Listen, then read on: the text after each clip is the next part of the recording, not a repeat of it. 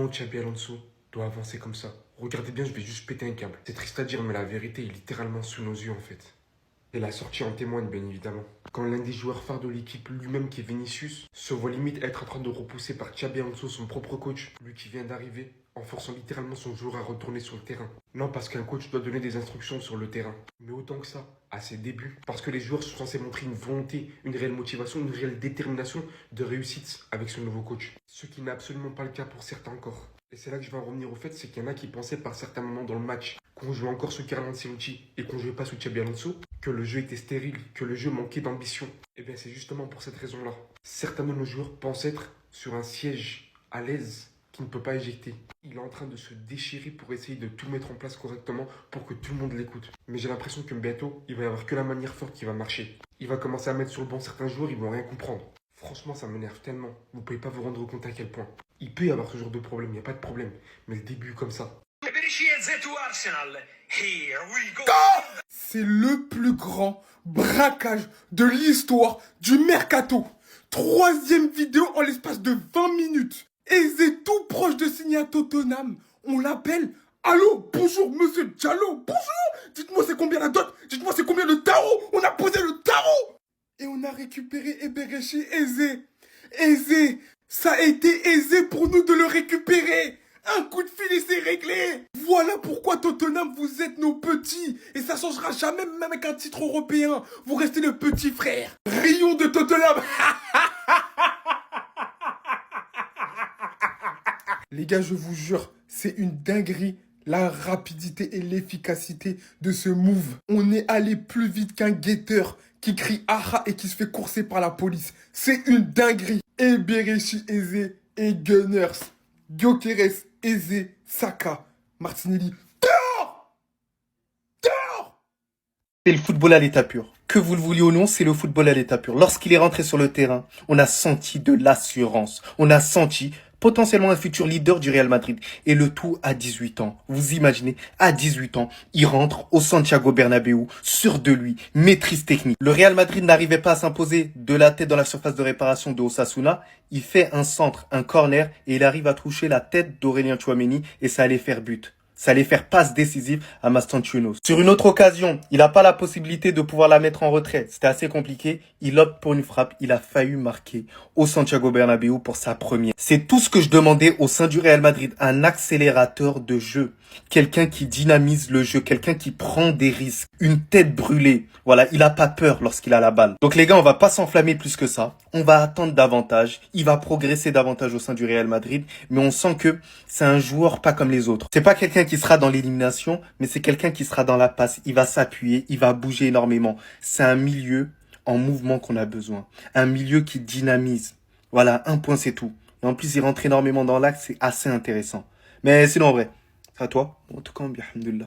En fait, Tottenham, c'est le vas-y-lui des clubs. Quand t'as plus trop de solutions, quand tu dois aller jouer dans un club, tout ça, voilà, t'es même dans la merde, dans un club de merde, tu vas à Tottenham. Tu vas à Tottenham un tout petit peu. Parce que regardez ça. Tottenham, ils allaient avoir aisé.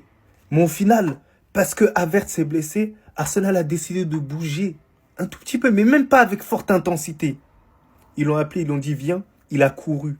Il a couru fesse à l'air même, il est parti direct. Après, les supporters d'Arsenal, ne soyez pas saucés aussi. Hein. Votre club aussi, il est claqué, les gars. Vous remportez rien. Que ce soit championnat, vous remportez plus depuis un certain temps.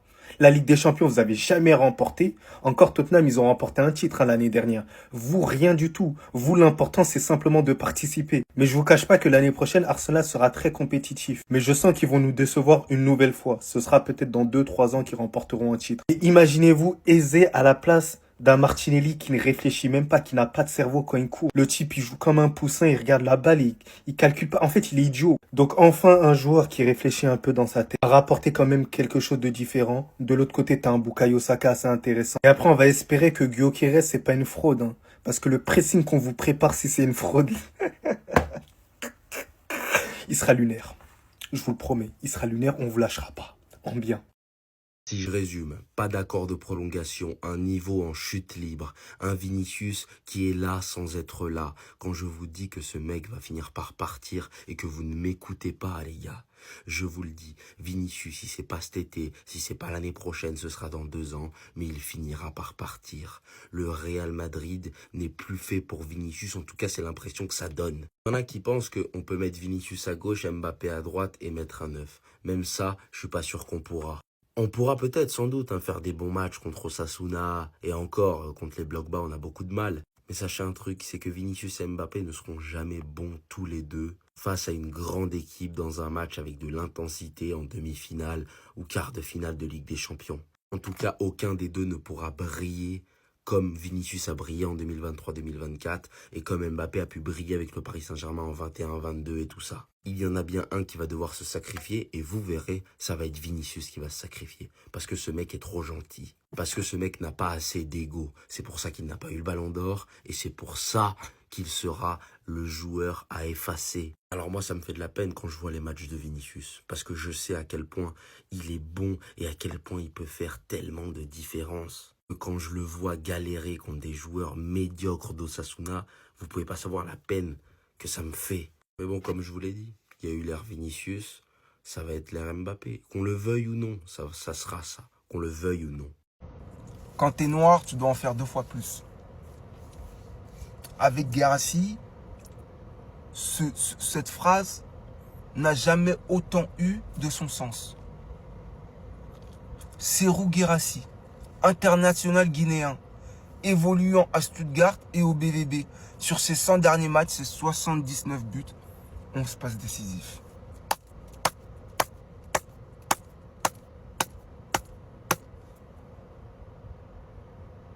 Quand t'es noir, tu dois en faire 2 fois plus.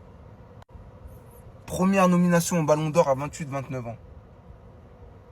Serial killer. Ayant prouvé son talent, ayant mis son talent aux yeux du monde en Ligue 1 des championnats les plus rugueux pour le coup. Et si vous n'êtes pas d'accord avec moi, allez regarder le témoignage de joueurs ayant joué en Serie A, ayant joué en Allemagne, ayant joué en Angleterre, ayant joué en Espagne. Quand un joueur quitte la Ligue 1, à 90%, quand c'est un bon joueur de Ligue 1, il réussit à l'étranger. Il arrive en Allemagne, l'Eldorado des attaquants. Il traumatise. La saison dernière, on est sur 54 matchs, 44 buts, c'est passe D. Soit décisif 50 fois sur 54 matchs. C'est Guirassy. La seule chose qui joue contre lui, et un peu comme Ousmane Dembélé, c'est que marketingement, c'est pas des joueurs qu'on a envie de suivre. Alors qu'il est ultra décisif. Imaginez un mec comme Vinicius avec des statistiques comme ça. Juste imaginez. Vous avez vu la saison de Dembélé? Et comme c'est un mec qui est dans son coin, qui est hnin, qui est tranquille, on veut donner à Lamine Yamal pour tous les critères possibles et inimaginables, sauf le fait qu'il n'a pas été décisif dans les moments où on lui a demandé pour son club. C'est Rafinha qui l'a été. Mais ce mec-là, il a joué dans le même championnat que Ekitike, qui a mis 22 buts ou 25 buts, toutes compétitions confondues. Et Benjamin Sesko, qui a mis 22 buts, toutes compétitions confondues. Donc oui, il y a l'âge aussi qui joue, parce que c'est des transferts qui ont quand même atteint des sommets. Mais les gars, quand même, il faut qu'on se dise la vérité. Ces gars-là, ils n'ont rien de plus que Guirassy. Ils sont juste blancs ou métis. C'est sexy, c'est tatoué, ça fait des curly. Tu vois ce que je veux dire? Et lui, c'est pareil. C'est parce que ça fait ça. Parce qu'en vrai de vrai, un attaquant qui te met 30 buts en Bundesliga, c'est beaucoup plus fiable qu'un attaquant qui t'en met 60 en Liga NOS. Oui, je vous l'avais expliqué. Le seul qui est sorti de Liga NOS et qui a choqué le monde, c'est Radamel Falcao en tant que neuf. Sinon, ça n'a plus existé. Là, Ramos, il essaye de se battre un peu au PSG, mais voilà. Voilà, tout ça, c'est pour vous rappeler, pour que vous puissiez prendre conscience qu'en vrai, en tant que noir, même nous, on doit faire plus pour être approuvé par nos frères. Et un mec comme ça, c'est parce qu'il parle pas. Mais des mecs comme Eto'o, comme Balotelli, quand ils disaient qu'ils étaient les meilleurs, ça commence à dire qu'ils sont insolents. Même, on voit Tchouaméni. Oh Samuel, oh Samuel quoi? Quand Zlatan, il vient, il dit qu'il est meilleur que Cristiano, ça choque personne.